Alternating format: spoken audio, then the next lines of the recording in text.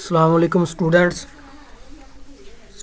आज हम chemistry book number 1 class 1 chapter number 7 का एक्सरसाइज का पार्ट नंबर 2 करेंगे।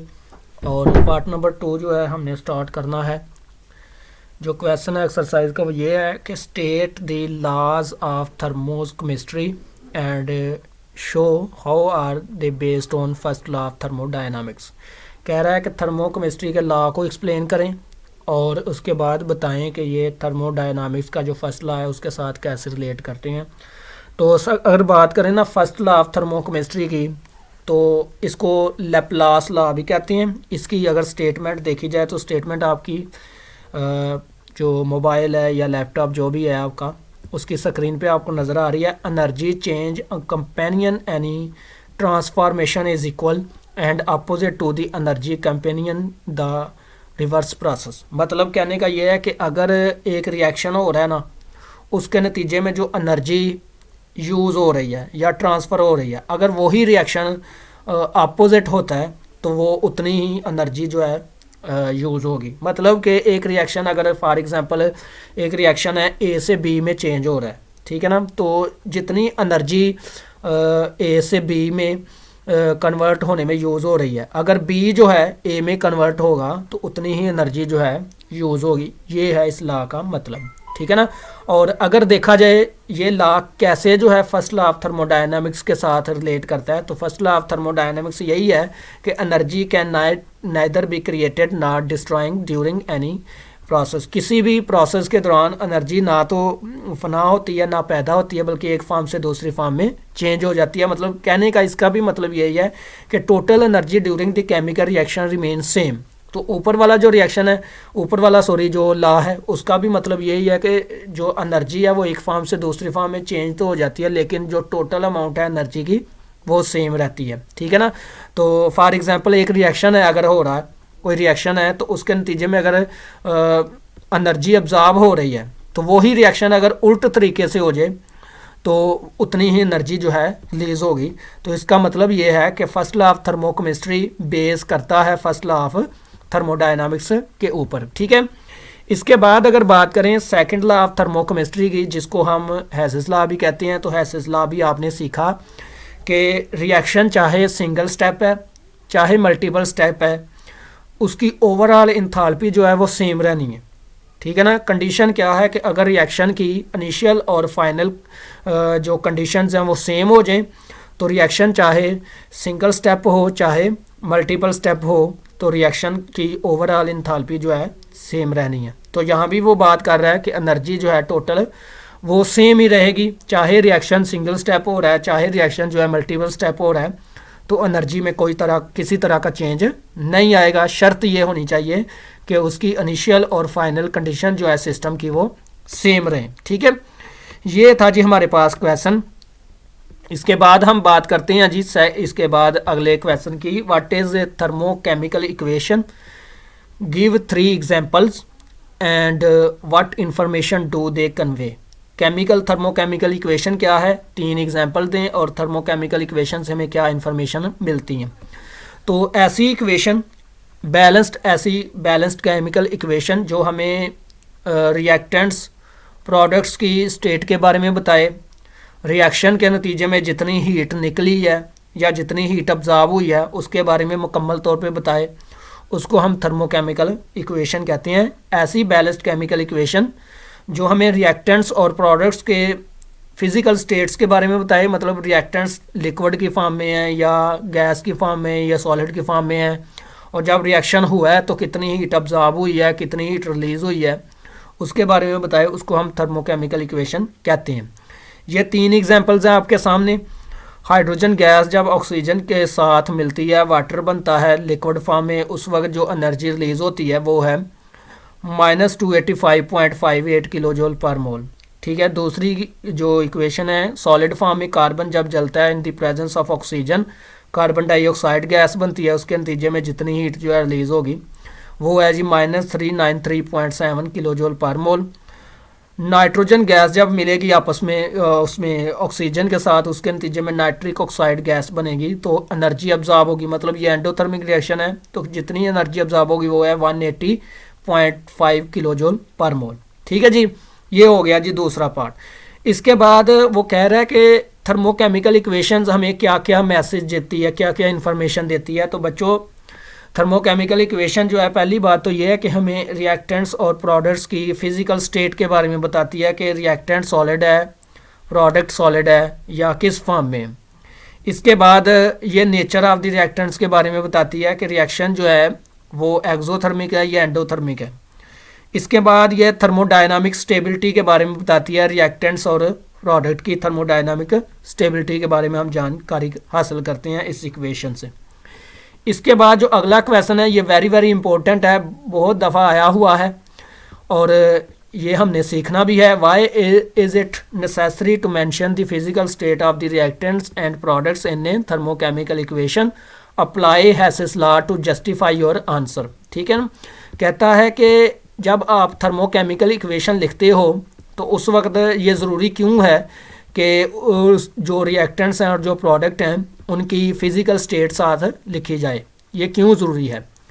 तो देखो बच्चों, फिज़िकल स्टेट से हमें पता चलता है कि रिएक्टेंट्स जो है गैस की फॉर्म में है या लिक्विड की फॉर्म में है या सॉलिड की फॉर्म में है। ठीक है, अगर हम किसी रिएक्टेंट्स का या प्रोडक्ट का या रिएक्शन के अंदर फिज़िकल स्टेट को मेंशन नहीं करेंगे तो इसका मतलब ये होगा कि हमें पता ही नहीं चल रहा कि यह रिएक्शन जो है सॉलिड की फॉर्म में हुआ है या गैस की फॉर्म में हुआ है या लिक्विड की फॉर्म में हुआ है। तो इस तरह हमें जो इक्वेशन के दौरान जो हम हीट के बारे में लिखेंगे तो वो हीट अच्छी प्रोडक्ट में ठीक तरह से नहीं लिखी जाएगी। मतलब क्या है कि एक रिएक्शन हम करते हैं हाइड्रोजन और ऑक्सीजन का, ये आपके सामने है। हाइड्रोजन गैस की फॉर्म में है और ऑक्सीजन भी गैस की फॉर्म में जब मिलता है तो वाटर बनता है और वाटर भी लिक्विड की फॉर्म में बनता है, तो उस वक्त इतनी एनर्जी रिलीज हो रही है। इसी का रिएक्शन देखो, हाइड्रोजन गैस की फॉर्म में है, ऑक्सीजन भी गैस की फॉर्म में है और वाटर जो बन रहा है वो भी गैस की फॉर्म में है, तो इतनी एनर्जी रिलीज हो रही है। ठीक है ना, तो अगर हम ये गैस लिक्विड की जो फिजिकल स्टेट्स हैं नहीं लिखते तो हमें पता ही नहीं चलेगा कि ये आगे जो चीज़ बन रही है ये लिक्विड फॉर्म में बन रही है या गैस फॉर्म में बन रही है, और इसके नतीजे में कितनी हीट रिलीज़ हो रही है वो भी हमें पता नहीं चलेगा। तो इसलिए फ़िज़िकल स्टेट को लिखना जो है बहुत ज़्यादा ज़रूरी है ड्यूरिंग केमिकल रिएक्शन, ताकि हमें पता चले कि जो रिएक्टेंट्स हैं वो लिक्विड की फॉर्म में हैं तो उसके नतीजे में जो प्रोडक्ट बन रहा है वो किस फॉर्म में बन रहा है, उसके नतीजे में कौन सी जो है कितनी एनर्जी जो है रिलीज हो रही है। ठीक है ना, तो it is necessary to mention the physical state of the reactants and product in the thermochemical reaction because the substance has the different heat content in different physical state. ठीक है ना, फिजिकल स्टेट डिफरेंट होने से उनकी energy different हो जाती है, तो इसलिए लिखना लाजमी है। Heat content of the steam is more than liquid water which is more than ice, so enthalpy of reaction depends upon the physical state. वो बता रहा है कि अगर स्टीम देखी जाए, गैसियस वाटर जब बनता है तो उसके नतीजे में हीट ज़्यादा रिलीज़ होती है as compare to liquid water, और लिक्विड वाटर की जो हीट है वो ज़्यादा रिलीज़ होगी एज़ कम्पेयर टू आइस। तो इसलिए ये आप देख सकते हैं, इसलिए फ़िज़िकल स्टेट लिखना लाजमी है। ठीक है, ये देख सकते हैं आप, गैसियस वाटर जब बनता है तो उस वक्त ज़्यादा एनर्जी रिलीज़ होती है एज़ कम्पेयर टू लिक्विड। तो ये बात भाई आपने अच्छे से याद करनी है कि फ़िज़िकल स्टेट लिखना लाजमी है ड्यूरिंग केमिकल इक्वेशन। ठीक है, हैसेस लॉ अप्लाई करते हैं जी। हैसेस लॉ अप्लाई करें। हैसेस लॉ अप्लाई करने से जो है कैसे हैसेस लॉ अप्लाई करेंगे कि रिएक्शन सिंगल स्टेप भी हो सकता है और मल्टीपल स्टेप भी हो सकता है। सिंगल स्टेप जब रिएक्शन होगा, हाइड्रोजन और ऑक्सीजन मिलते हैं, लिक्विड फॉर्म में वाटर बनता है, इतनी एनर्जी रिलीज होती है। ठीक है, टू स्टेप रिएक्शन के नतीजे में क्या होगा, हाइड्रोजन और ऑक्सीजन मिलेंगे, वाटर जो है गैसियस फॉर्म में बनेगा, उसके बाद वाटर को कंडेंस किया जाएगा अगले स्टेप में लिक्विड फॉर्म में। पहले स्टेप में इतनी एनर्जी रिलीज़ हुई, दूसरे स्टेप में इतनी एनर्जी रिलीज़ हुई, दोनों को प्लस करोगे तो इतनी एनर्जी के इक्वल आएगा। तो इसका मतलब ये है कि रिएक्शन चाहे सिंगल स्टेप है चाहे मल्टीपल स्टेप है, ओवरऑल इंथाल्पी जो है सेम रहनी है, provided that initial and final condition of the system remains same. ठीक है, ये देख सकते हैं इनिशियल और फाइनल कंडीशन का मतलब क्या है। स्टार्ट पे रिएक्टेंट जो है हाइड्रोजन और ऑक्सीजन है और लिक्विड फॉर्म में वाटर बना है। यहाँ भी इनिशियल कंडीशन सेम है, हाइड्रोजन और ऑक्सीजन गैसेस फॉर्म में है और लिक्विड फॉर्म में ही वाटर बन रहा है। तो इनिशियल और फाइनल कंडीशन जो है ये सेम है जी, ठीक है जी। इसके बाद देखें, justify the heat of the formation of the compound is sum of all the other enthalpies. मतलब क्या है कि जब आप कंपाउंड एक बनाते हो, ठीक है ना, तो उसके नतीजे में एक से ज़्यादा जो है अगर स्टेप आ रहे हैं तो सब स्टेप्स को प्लस किया जाए तो जो सम आएगा वो सिंगल स्टेप की इंथैल्पी के इक्वल आएगा। इसका मतलब ये है और इसको हमने प्रूव करना है, ठीक है जी। तो हीट ऑफ फार्मेशन अगर हम डिफ़ाइन कर लें तो ये इंथैल्पी ऑफ फार्मेशन आपको मैंने सिखाया भी था, डेफिनेशंस भी की थी कि स्टैंडर्ड टेम्परेचर प्रेशर पे जब 1 मोल किसी कंपाउंड का रिएक्टेंट्स के नतीजे में बनता है उस वक्त जो एनर्जी अब्जॉर्ब होती है या रिलीज़ होती है उसको हम इंथैल्पी ऑफ फार्मेशन कहते हैं। तो यहाँ पे देखें जी, हमने बनाना है इथाइल अल्कोहल को, और इथाइल अल्कोहल बनती कैसे है जी, ये देखें ग्रेफाइट कार्बन हमने जलाई, साथ में हमने हाइड्रोजन गैस यूज़ की, साथ में ऑक्सीजन। तो इसके नतीजे में इथाइल अल्कोहल लिक्विड फॉर्म में बनी। इसके नतीजे में जो हीट ऑफ फार्मेशन है, इंथैल्पी ऑफ फार्मेशन है, वो हमने निकालनी है। तो कैसे निकालेंगे जी, ये देखो जी, सबसे पहले हमने क्या करना है जी, ये है हमारे पास डिफरेंट जो कैटेगरीज हैं। सबसे पहले देखें जी, सबसे पहले है जी हमारे पास जो डाटा है वो दिया हुआ है, वो इथाइल अल्कोहल जब जलती है, कंबस्टन का रिएक्शन है, ऑक्सीजन की मौजूदगी में कार्बन डाइऑक्साइड और वाटर बनता है, तो इतनी एनर्जी जो है रिलीज़ हो रही है। इसके बाद ग्रेफाइट जब बर्न होती है, कार्बन डाइऑक्साइड बनती है, उस वक्त एनर्जी इतनी रिलीज़ हो रही है। वाटर जब बनता है लिक्विड फॉर्म में, इतनी एनर्जी रिलीज़ हो रही है। अब हमने कैसे इंथैल्पी ऑफ फार्मेशन कैलकुलेट करनी है, ये देखें जी, इंथैल्पी ऑफ फार्मेशन कैसे कैलकुलेट करनी है। हमने इक्वेशन नंबर बी और सी को मल्टीप्लाई करना है रिस्पेक्टिवली 2 और 3 से, मतलब बी को 2 से और सी को 3 से, और उसके बाद हमने